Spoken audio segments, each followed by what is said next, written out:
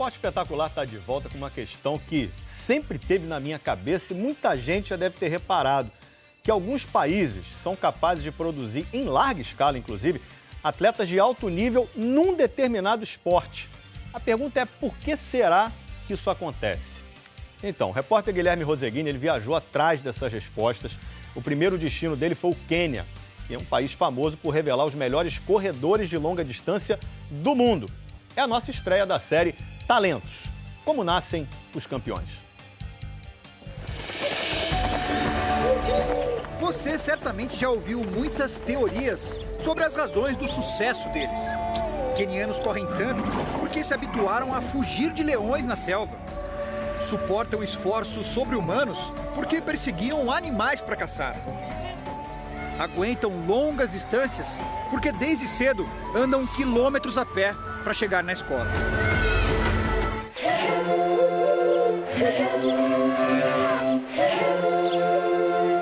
Passadas de geração em geração, histórias assim viram lendas e saciam nossa busca por respostas diante de algo difícil de compreender.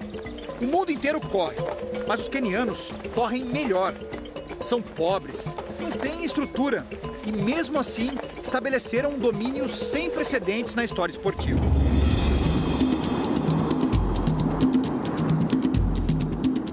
Só tem um problema. Lendas nem sempre seguem fatos reais e muitas vezes não são criadas por quem de fato já esteve lá. Para entender de verdade por que os quenianos correm tanto, é preciso olhar nos olhos desses atletas e descobrir na prática do que essa turma é capaz. A partir de agora, deixe os preconceitos para trás, esqueça tudo que você já ouviu e venha viajar com a gente.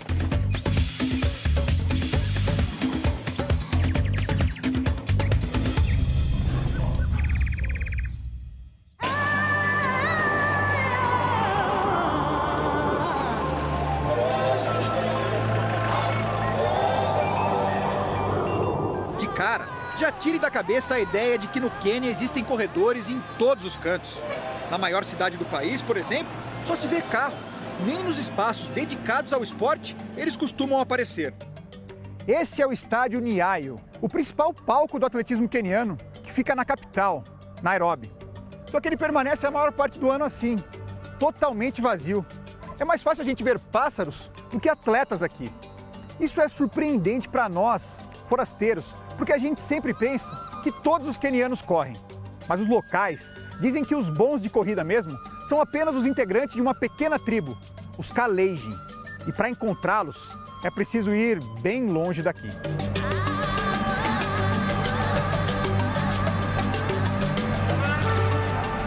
Sete horas de estrada morro acima e entramos na região do Vale do Rift.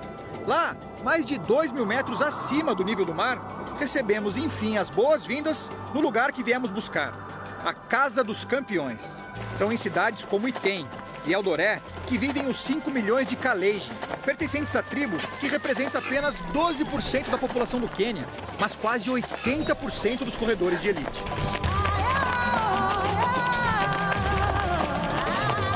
Dessas ruas de terra, brotaram atletas como Kipchoge Keino, um dos primeiros rostos dessa revolução esportiva.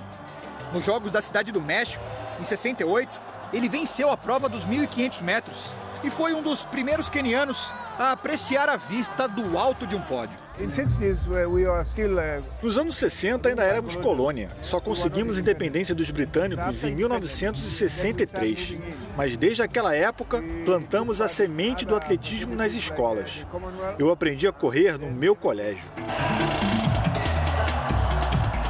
O estudante corredor nem imaginava que seria inspiração para tanta gente.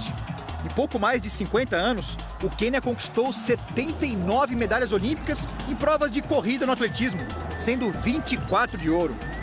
Não por acaso, Keino virou o ídolo. Hoje, preside o Comitê Olímpico Queniano e segue acreditando na mesma fórmula que o fez brilhar. Desde os meus dias de atleta até hoje, nosso foco tem sido investir nos jovens e desenvolver os talentos nas escolas. É por isso que você vê tantos quenianos correndo bem. E nós estamos bem servidos. Não vamos parar. Basta ir a um torneio dedicado à molecada para perceber que Keno não está blefando. O ambiente lembra disputas de gente grande. O público chega cedo, se aperta em qualquer espaço e fica de olhos vidrados nos pequenos atletas. Tênis, acredite, é artigo de luxo, preservado nas mãos, para ser utilizado só na hora H. E a maioria nem pode contar com isso. Vai assim, de pé no chão mesmo, e ninguém reclama das dificuldades. Se não há roupa adequada, correm com um vestido de festa. Quem cai, levanta. Não dá para desperdiçar a chance de ser descoberto, de deixar essa dureza para trás. Segundo o Banco Mundial, um queniano tem 1/10 da renda média de um brasileiro. Nesse cenário, a corrida vira um passaporte para uma vida menos sofrida. E eu não estou me referindo só aos milhares de dólares que os profissionais podem ganhar, não.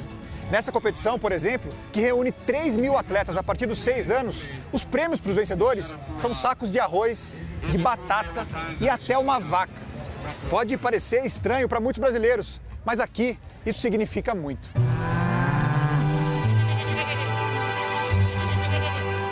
Mike Boyd também despontou desse ambiente de pobreza para brilhar em cenário internacional. Mas não acredita que os campeonatos da juventude expliquem sozinhos o sucesso queniano. Bronze nos 800 metros nos Jogos de Munique, em 72, ele virou cientista depois de parar de competir. Algumas pessoas ainda acreditam que os quenianos são bons porque correm para a escola. E isso não existe. Temos que ir além dos preconceitos. Hoje, professor na Universidade Kenyatta, Boyd ajuda muitos pesquisadores forasteiros a testar atletas quenianos em busca de fatos reais que ajudem a entender o domínio do país. Uma hipótese que sempre brota das pesquisas é a localização geográfica. As cidades onde vivem os Kalenjin ficam 2.000 metros acima do nível do mar. Crianças nascidas e criadas na altitude têm proporcionalmente pulmões mais largos do que quem vem de locais mais baixos. Pulmões amplos permitem que o oxigênio passe com mais facilidade para a corrente sanguínea e alimente os músculos durante o exercício. Na teoria faz todo sentido. Na prática, entre grandes corredores, nada disso parece surtir efeito. Ao contrário do que muita gente pensa, quenianos não apresentam mais fôlego do que os atletas de outros países em exames de laboratório. Os corações e os pulmões deles têm a mesma eficiência que os de outros competidores. Há, na verdade, outra diferença, mais decisiva, que aparece no formato do corpo. Os Kalenjin costumam ter pernas mais longas e mais finas nas extremidades do que outros corredores. E as pernas atuam como pêndulos de um relógio na corrida. Quanto mais pesado lá embaixo, mais energia se gasta para mexê-las. Com canelas finas, quenianos têm o que os técnicos chamam de economia de corrida. Conseguem ir mais longe do que os rivais com a mesma quantidade de energia. Quem se apega apenas à questão física pode cair numa armadilha e pensar que os quenianos são corredores preguiçosos. Afinal, para que treinar se você possui tantos atributos? Só que não é bem assim.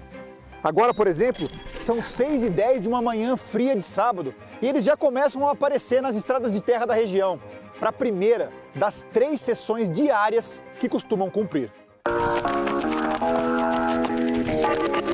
São mais de 200 quilômetros por semana, em alta intensidade. O médico italiano Gabriele Rosa não tem dúvida que é esse o segredo do sucesso. E ele fala com muito conhecimento de causa. 25 anos atrás, Rosa se mudou para o Quênia para tentar transformar algo que não parecia fazer muito sentido. Quenianos, na época, eram bons em provas de pista, até 10 quilômetros no máximo, mas não viravam bons maratonistas. Quando o Dr. Rosa desembarcou por aqui, no início dos anos 90, o país tinha apenas 3 atletas entre os 100 melhores do mundo, e nenhum treinava no Quênia. O trabalho dele ajudou a mudar tudo. Em 95, 15 dos 100 melhores maratonistas do mundo já eram quenianos. Em 2015, esse número chegou a 58. 58! Um domínio amplo e incontestável. A estratégia do Dr. Rosa? Deixar os talentos competirem entre si. If you ask, I see one Italian Se você pedir a um italiano para correr 15 quilômetros, ele provavelmente vai fazer 14. Se você pedir a um queniano, ele vai para 20 quilômetros, porque ele gosta de desafios. O que fiz então foi colocá-los para correr juntos. O mais rápido puxa o mais lento, o mais resistente segura o menos capacitado. Sozinhos, talvez não conseguissem o mesmo sucesso. Corrida é um esporte individual na competição, mas coletivo nos treinamentos. Na prática, isso se manifesta em resultados surpreendentes.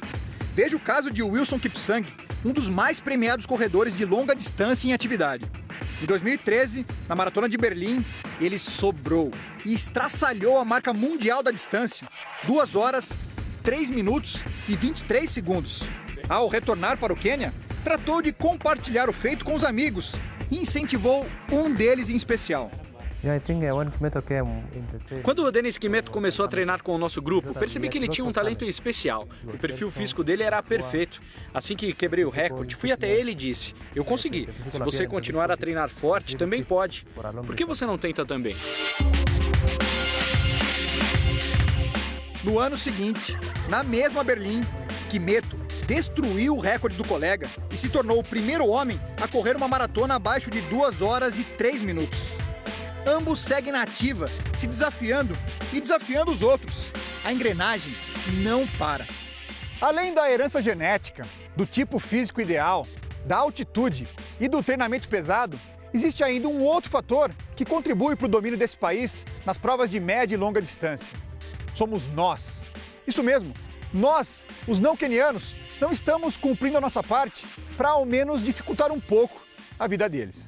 Pense em atletas capazes de correr a maratona abaixo de 2 horas e 10 minutos. Uma marca forte que assegura boa posição em qualquer prova mundo afora. 8 brasileiros conseguiram esse feito. Só um, Marilson Gomes dos Santos, na última década.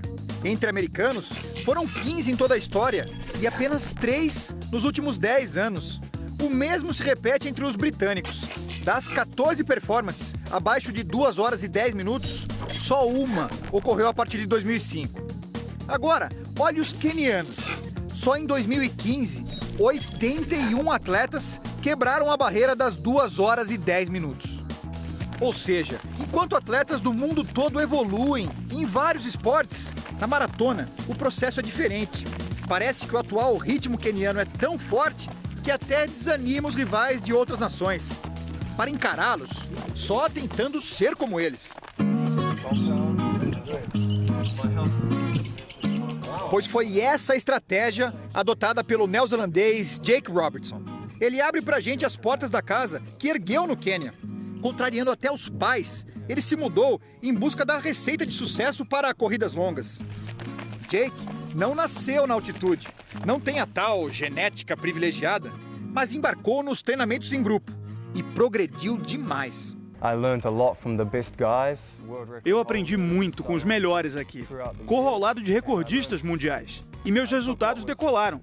Hoje não temos quenianos. Já ganhei deles em torneios. Sou o melhor do meu país. E nas Olimpíadas do Rio, quero ganhar uma medalha na prova dos 10 mil metros. Jake pode até derrotar alguns quenianos e conseguir um espaço no pódio nos Jogos de 2016. Mas a verdade é que um prêmio a menos não deve fazer assim tanta falta. O atletismo do Quênia está sobrando.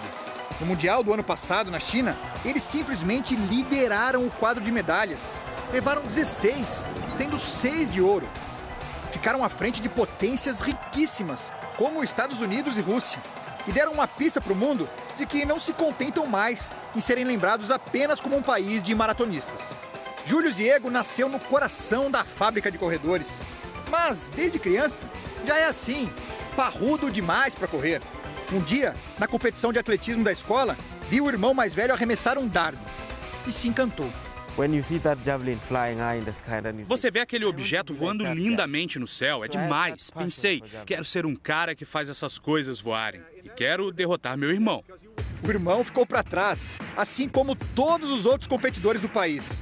E Diego não se deu por satisfeito, queria mais. Num canal de vídeos na internet, encontrou as rotinas de treinamento físico dos europeus, os craques da modalidade. Passou a imitá-los, progrediu. Ganhou então uma bolsa para treinar com um técnico finlandês.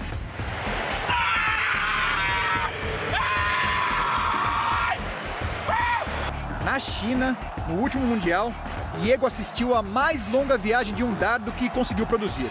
Um voo de 92 metros e 72 centímetros. Medalha de ouro, a primeira do Quênia numa prova de campo no atletismo. Nós temos potencial não só para um esporte, não só para correr. O Quênia, como o Brasil, temos muita gente boa. Precisamos só aprender a garimpar os melhores e aplicá-los nas modalidades corretas. Tenho certeza que podemos crescer demais. Só que esse crescimento também tem um outro lado, bem menos nobre, o da trapaça. O Quênia está sendo investigado pela Agência Mundial Antidoping. Foram quase 40 casos positivos nos últimos 3 anos. E outros devem vir à tona nesse processo, que está em curso.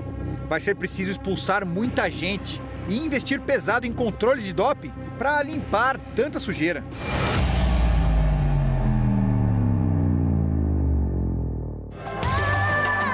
É o que o país promete fazer de agora em diante, para que em agosto essa bandeira siga tremulando no Engenhão durante os Jogos do Rio. O Quênia quer seguir como o número 1 do atletismo, sem lendas, sem preconceitos, sem a sombra do doping. O país quer ser lembrado pelo trabalho, pela dedicação. Agora, você viu na prática, olhou nos olhos deles. O Quênia aprendeu a formar campeões. O Quênia aprendeu o valor do talento.